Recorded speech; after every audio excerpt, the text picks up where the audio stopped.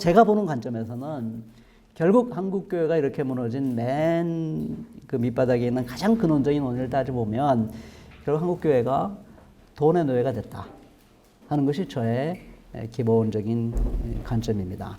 그 돈에, 한국교회 돈에 해당됐다는 말을 하려면 그럼 돈이 뭐냐 하는 것부터 먼저 얘기를 시작을 해야 돼요. 그리고 돈이 어떻게 한국교회를 노예로 삼게 되었는가, 그 경로는 뭐냐, 그리고 한국교회가 돈의 노예가 됐다는 증거는 뭐냐 하는 얘기를 제가 전반부에서 세 가지 얘기를 하려고 합니다. 그럼 먼저 돈이란 뭐냐?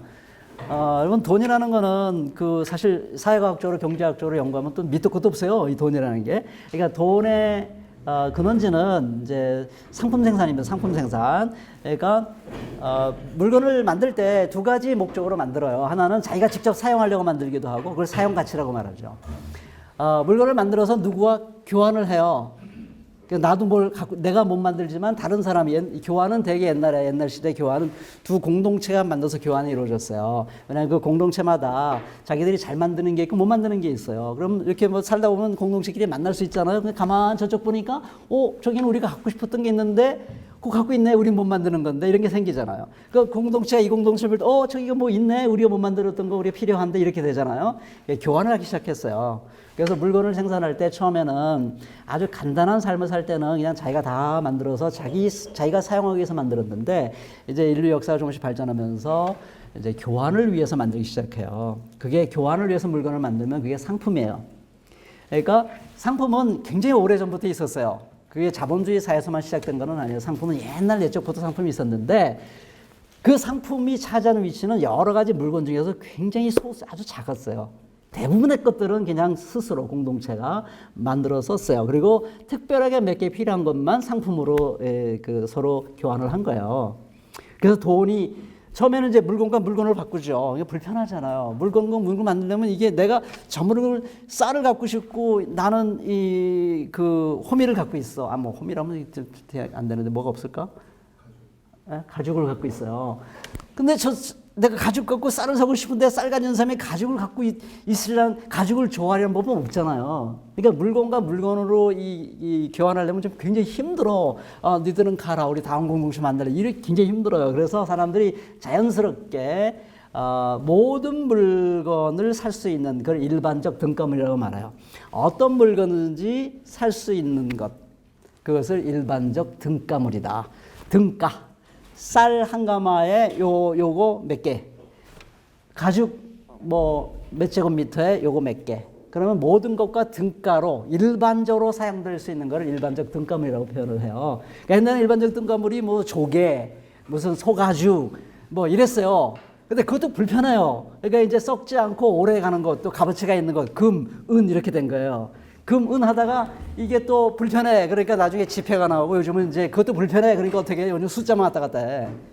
그죠? 숫자 왔다 갔다. 수표도 안 쓰죠. 제가 얼마 전에 우리 떡을 주문해가지고 교회에 가지고 가야 되는데 떡 가지고 온 아저씨한테 수표를 대놨더니, 수표를 만지면서 수표 오랜만에 만집니다. 그래가지고 자기가 수표도 이제 보기 힘들어요. 예전에는 다 카드 아니면 뭐, 인터넷상으로 숫자만 왔다 갔다 합니다. 그러니까 그게 이제 화폐입니다. 돈입니다. 돈의 형태는 굉장히 바뀌었는데요. 오늘날 돈이 강력한 힘을 가지게 오늘날처럼 돈이 이렇게 강력하게 힘을 가지게 된 거는 옛날에는 고대사는 안 그랬어요. 옛날에는 안 그랬어요. 왜냐하면 옛날에는 상품이 그렇게 많지 않았어요. 상품이 많지 않은 데다가 돈을 가지고 사람을 사가지고 물건을 만든 적은 없어요. 자본주의가 시작되면서 이 돈을 가지고 사람의 노동력을 사가지고 물건을 만들기 시작했어요. 그게 자본주의의 출발이에요. 뭔지 알겠죠? 그거는 1400년대, 1500년대, 좀 더 늦게 보면 1600년대. 본격적으로 자본주의가 시작한 1600년대예요. 본격적으로 자본주의가 시작한 건 몇백 년 안 됩니다. 인류 역사를 따져보면. 그때부터는 모든 생산활동의 가장 핵심적인 부분이 돈 가진 사람이 사람의 노동력을 사가지고 올려 제공해주고, 그리고 물건을 만들어서 그 물건을 그 당시 교통시설이 발전했기 때문에 딴 나라에 가서 팔아가지고 돈을 벌었어요. 그걸 선대제 상인이라고 말해요. 선대제 상인. 거기서부터 이제 자본주의가 이제 시작이 되면서, 그러면서 돈이 막강한 힘을 갖기 시작했어요. 그러니까 상품이 많아지면 많아질수록 돈이 없으면 상품을 가질 수 없기 때문에 돈이 중요해져요.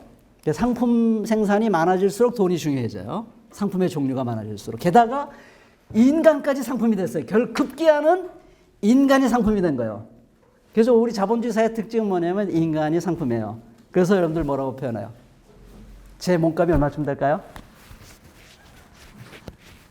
몸값 얘기 하잖아요. 그렇죠? 여러분들 몸값 높이려고 무지무지 애를 쓰죠. 어때요? 내가 너무 노골적으로 물었나?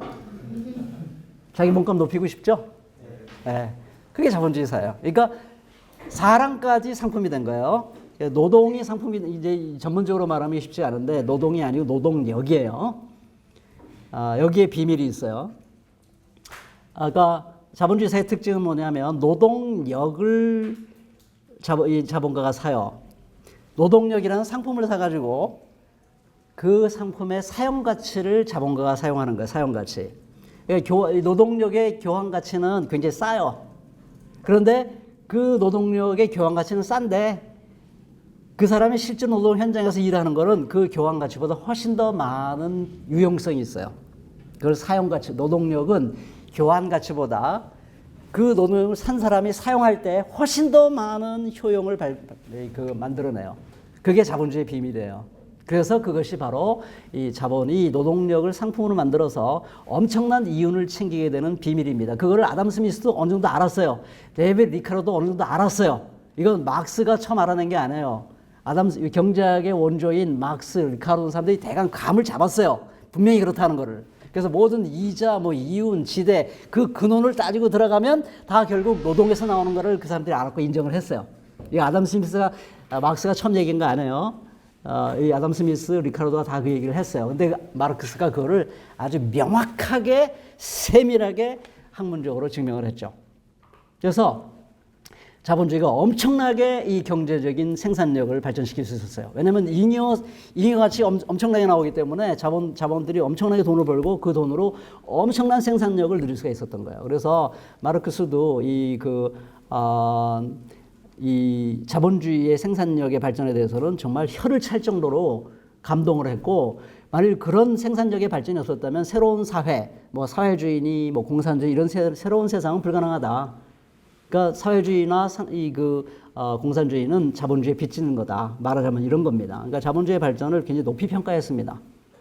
그것이 물적 기본이 되기 때문에 정말 사람과 사람이 자유롭게 서로를 사랑하고 존중하고 배려하고 정말 사랑은 사랑으로만, 우정은 우정으로만 교환될 수 있는 그런 멋진 세상이 도래할 수 있는 가능성이, 물적 가능성을 기반을 닦아주는 게 자본주의다. 이렇게 얘기할 정도로 자본주의를 높이 평가합니다.